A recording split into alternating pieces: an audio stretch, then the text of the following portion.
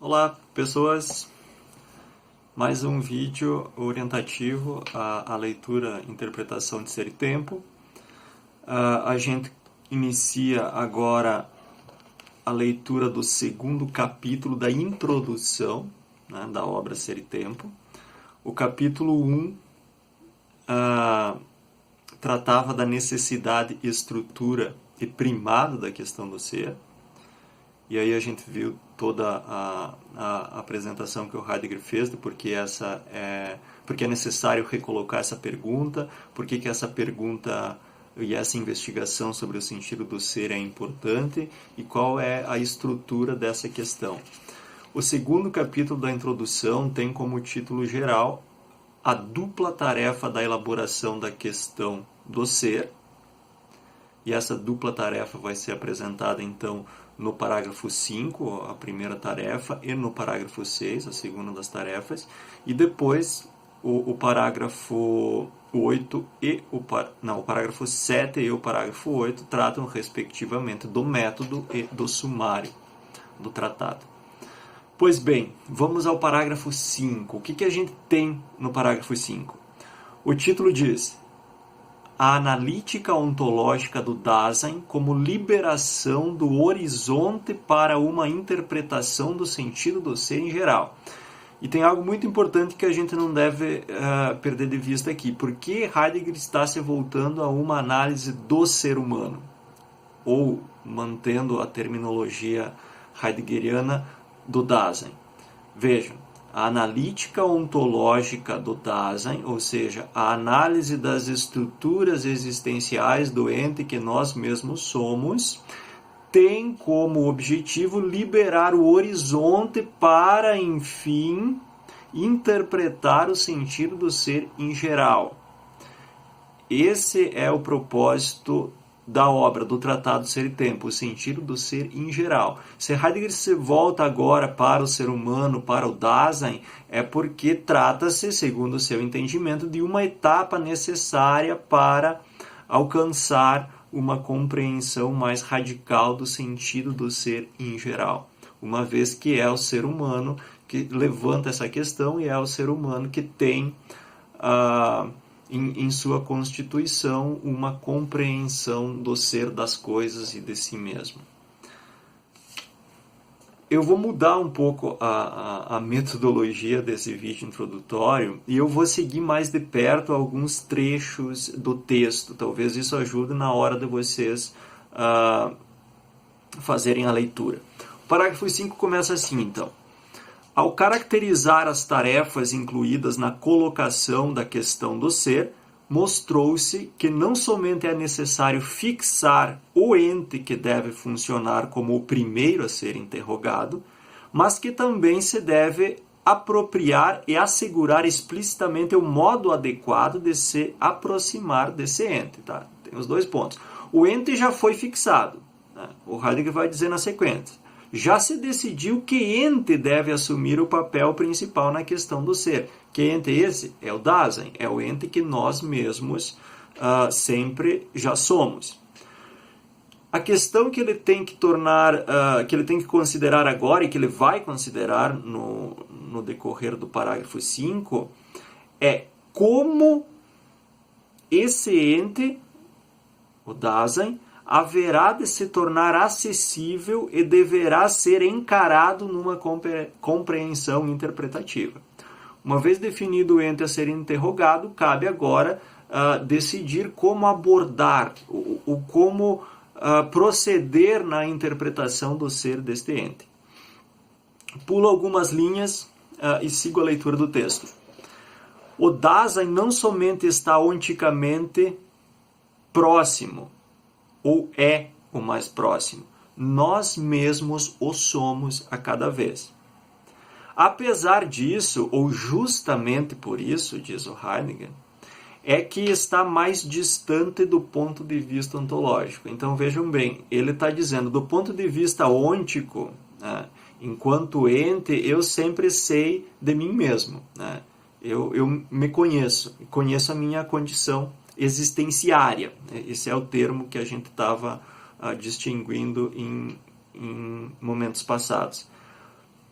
Agora, que eu saiba de mim mesmo, da minha condição existenciária, enquanto ente, assim, assado, das minhas circunstâncias, etc., isso não significa que eu tenha também uma compreensão ontológica, ou seja, que eu disponha de uma compreensão da estrutura do meu próprio ser. Vou seguir a leitura. Sem dúvida, pertence a seu ser mais próprio dispor de uma compreensão de si mesmo e manter-se desde sempre numa certa interpretação de seu ser, diz o Heidegger. Mas, com isso, não se afirma de modo algum que essa interpretação pré-ontológica de seu ser, que lhe é próxima, possa servir de fio condutor adequado, como se tal compreensão de ser tivesse de nascer de uma reflexão ontológica e temática sobre sua condição ontológica mais própria. Daí o Heidegger vai dizendo, bom, e mesmo que haja por trás dessa compreensão ôntica que temos de nós mesmos, mesmo que esteja operando ali uma pré-compreensão ontológica, ou seja, uma pré-compreensão de nosso ser, o Heidegger acha que não se pode tomar isso como ponto de partida para a investigação ontológica que ele está propondo conduzir. Por que não? Ele vai explicar na sequência. De acordo com o modo de ser que ele é constitutivo, o Dasein tem a tendência de compreender o seu próprio ser a partir daquele ente com quem ele se relaciona e se comporta de modo essencial. Primeira e constantemente, é saber a partir do mundo. Bom, e isso, diz Heidegger, compromete toda a investigação, porque se nós nos compreendemos a partir do mundo, nós tendemos a adotar para a compreensão própria elementos e estruturas que convêm para a compreensão das coisas, que não tem um modo de ser do Dasein. E seria inapropriado aplicar essa estrutura de compreensão das coisas para a compreensão de si mesmo. Mas é assim, diz Heidegger, que as coisas acontecem de início e na maior parte das vezes. Pulo mais algumas linhas. O Dasein sempre dispõe de uma rica e variada interpretação de si mesmo, à medida que uma compreensão de ser não apenas lhe pertence, mas já se formou ou deformou em cada um de seus modos de ser.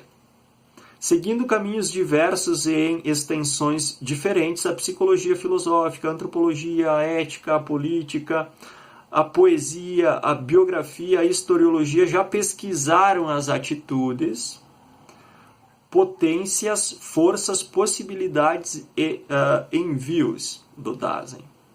Resta, porém, a pergunta: será que essas interpretações se fizeram de maneira tão originariamente existencial? Será que essas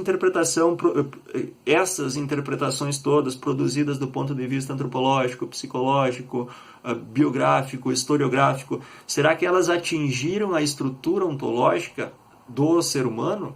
Ou será que elas se mantiveram ainda muito próximas de uma investigação ôntica, né, de seus traços existenciários?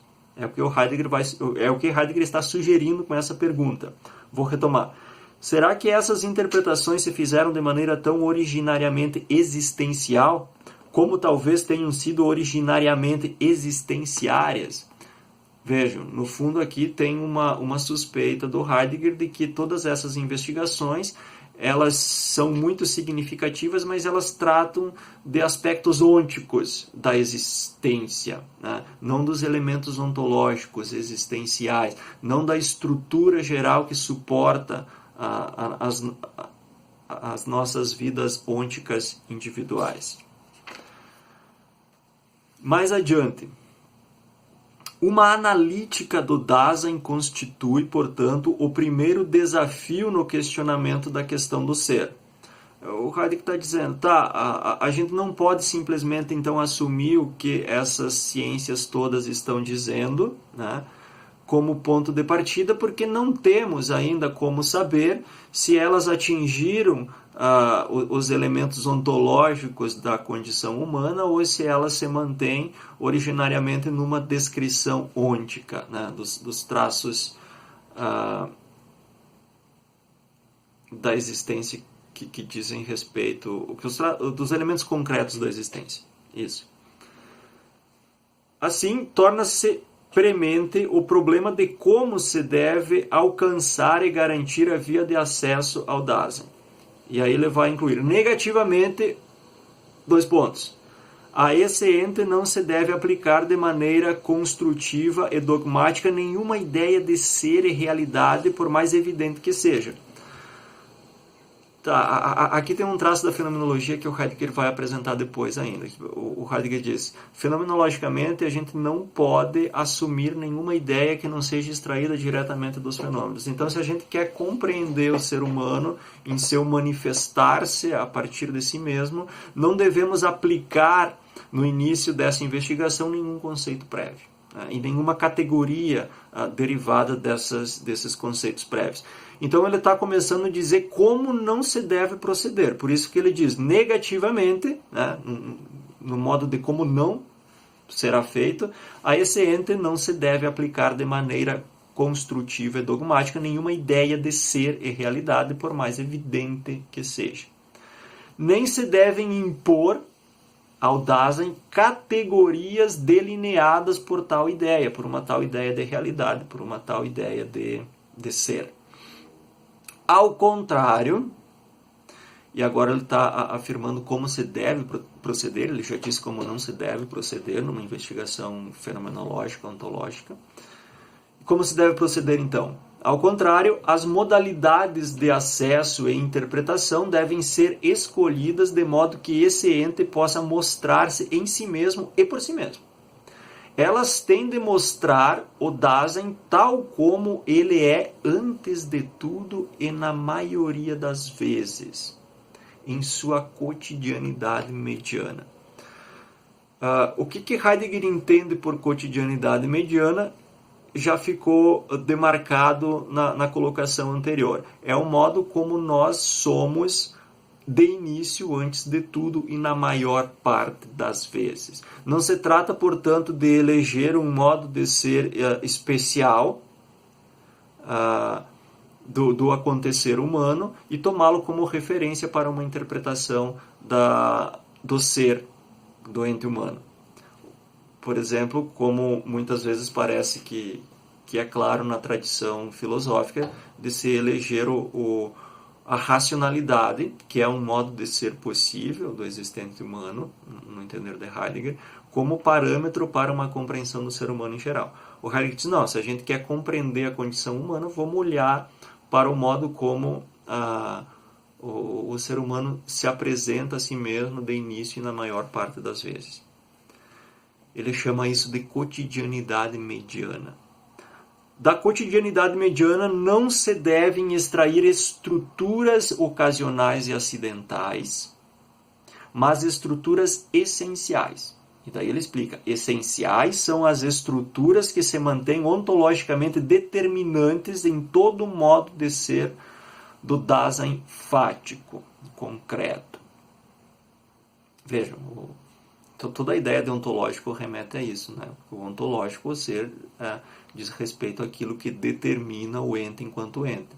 Em relação ao ser humano, diz respeito àquelas estruturas que determinam a possibilidade de cada um ser aquilo que é.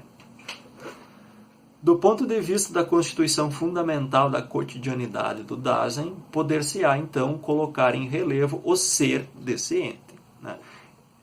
Olhando para o modo como nós somos de início na maioria das vezes, que Heidegger pretende identificar a estrutura fundamental que suporta o existir concreto de cada um de nós. A analítica do Dasein, assim entendida, fica totalmente orientada para a tarefa que guia a elaboração da questão do ser. O Heidegger repete isso várias vezes. O que ele está querendo dizer? Não, eu não estou fazendo uma antropologia aqui, não é esse o objetivo.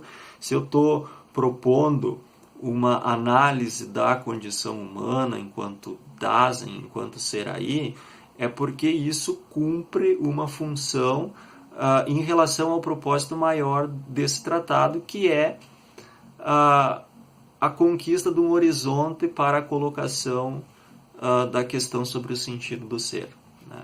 E essa questão maior sobre o sentido do ser em geral ela demanda o esclarecimento desse ente que coloca a questão. Desse ente que, sobretudo, é o ente que compreende ser. Lerei mais um trecho. A análise do Dasein, porém, não é somente incompleta, mas também provisória. Ela começa apenas explicitando o ser desse ente sem interpretar-lhe o sentido. E o que a gente vai ver na primeira parte de Ser e Tempo, na primeira sessão de Ser e Tempo, é exatamente isso. É uma análise do ser humano cotidiano, né? do Dasein em sua cotidianidade mediana, usando a terminologia do Heidegger, e a explicitação das estruturas fundamentais que mantêm o que possibilitam esse acontecer humano. E nisso, diz Heidegger, poderá ser, através dessa análise, poderá ser explicitado o ser deste ente que nós mesmos somos. Que o Heidegger não está anunciando aqui no parágrafo 5, mas vai ser depois dito como cuidado. O ser do ente que nós mesmos somos é o cuidado. Ele pode ser expressado com essa designação. O ser do nosso ente é cuidado. O que lhe compete, volto à leitura, o que lhe compete é liberar o horizonte para a mais originária das interpretações de ser. O que compete a quem? A analítica existencial. Uma vez alcançado esse horizonte, a análise preparatória do Dasein exige uma retomada em bases ontológicas mais elevadas e autênticas. Tá, então tenho aqui marcado uma primeira etapa, que é uma análise do ser humano em sua cotidianidade mediana. Dali vão se extrair, ou a partir dessa análise deverão ser explicitadas as estruturas fundamentais do ser desse ente, mas não vai ser interpretado o sentido disso. Esse é um segundo momento. E Heidegger anuncia esse segundo momento da seguinte forma: a temporalidade será demonstrada como o sentido desse ente que chamamos Dasein. Essa comprovação deve ser afirmada numa retomada de interpretação das estruturas do Dasein antecipadamente demonstrada como modos da temporalidade. Tipo, todas aquelas estruturas conquistadas a partir da analítica existencial, elas vão ser reinterpretadas mostrando como elas se constituem a partir da temporalidade. Então, o que nos mantém fundamentalmente, e mais adiante em Ser e Tempo, Heidegger vai dar uma definição bem pontual do que ele chama de sentido. Ele diz: sentido é aquilo que suporta a compreensibilidade de algo. Então, quando que o Heidegger fala do sentido do nosso ser, é aquilo que suporta a compreensibilidade que temos do nosso próprio ser, de nós mesmos. É aquilo que suporta essas estruturas fundamentais da existência. O Heidegger vai dizer: é a temporalidade. É a temporalidade que mantém essas estruturas abertas e funcionando. Todavia, com essa interpretação da presença, enquanto temporalidade, ainda não se responde à questão condutora sobre o sentido do ser. O que se obtém é apenas o terreno para uma tal resposta. Vejam, porque a temporalidade é o sentido do ser do ente que nós mesmos somos, é o sentido do ser do Dasein. Mas lembrem, Ser Tempo é uma investigação sobre o sentido do ser em geral, sobre o sentido do ser de todas as coisas, não apenas do ser humano. Sigo a leitura. Em alguns acenos mostrou-se que, como constituição ôntica, pertence ao Dasein um ser pré-ontológico. O Dasein é de tal modo que, sendo, realiza a compreensão de algo como ser. É isso que torna o ser humano especial para o Heidegger, é isso que torna o ser humano distinto em relação a todos os outros entes. O ser humano compreende ser, compreende o seu próprio ser e compreende o ser das coisas. E é porque o ser humano compreende que a gente pode dizer que as coisas são algo para nós. E a gente pode compreendê-las naquilo que elas são. Mantendo-se nesse nexo, deve-se mostrar que o tempo é de onde o Dasein, em geral, compreende e interpreta explicitamente o ser. O tempo é de onde o Dasein compreende e interpreta implicitamente o ser. Por que implicitamente? Porque, lembrem, né, toda a problemática do ser, para o Heidegger, ela se mantém não explícita, né? Porque a gente compreende explicitamente os entes, a gente lida explicitamente com os entes, a gente fala, né, explicitamente dos entes, mas sempre que nós experienciamos os entes, falamos deles, entramos em contato com eles, quando que eles se tornam acessíveis para nós, nós já os compreendemos em seu ser, ou seja, naquilo que eles são. Mas essa compreensão de seu ser é implícita, diz o Heidegger. Então não percam isso de vista. E é o tempo que suporta e que estrutura essa compreensão implícita que nós temos do ser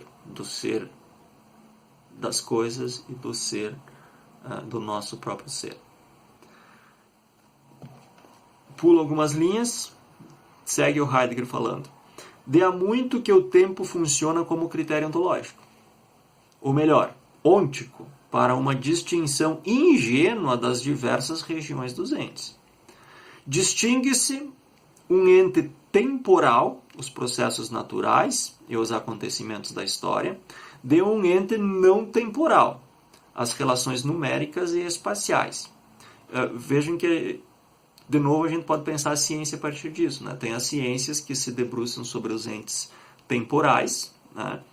E tem as ciências que se debruçam sobre os entes atemporais, tipo a matemática, a física pura, a lógica. Ela tem como objeto de estudo conceitos e noções atemporais. Já a biologia, a física natural, elas têm como objeto de estudo as coisas que são temporais, que se transformam, que acontecem dentro do tempo. As noções matemáticas, os números, as relações numéricas, elas não acontecem no tempo, elas são atemporais. Então, vejam que já se usa o tempo como um critério de distinção de entes, que é um critério ontológico para diferenciar um ente de outro.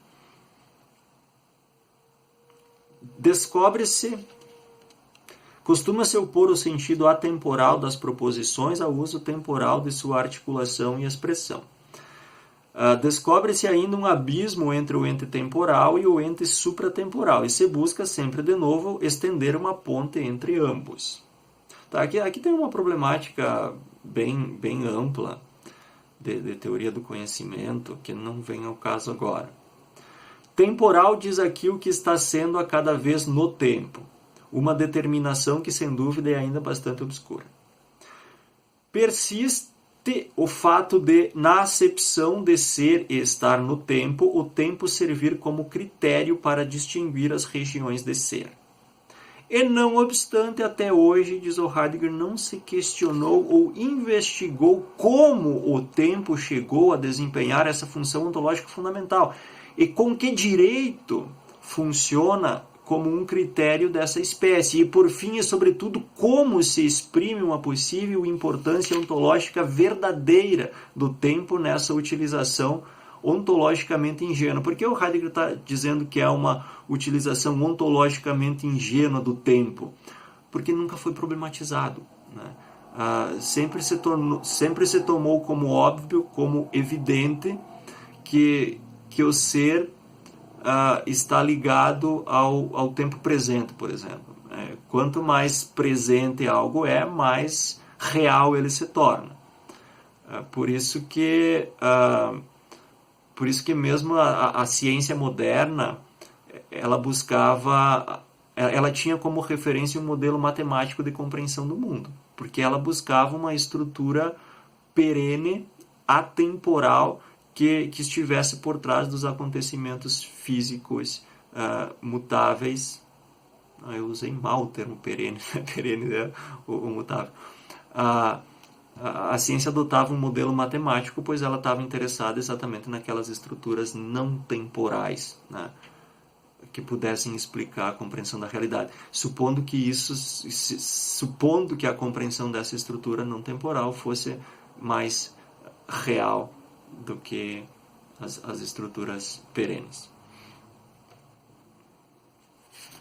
Dentro do horizonte da compreensão vulgar, o tempo acabou tendo, por assim dizer, por si mesmo essa função ontológica evidente, e nela se manteve até hoje.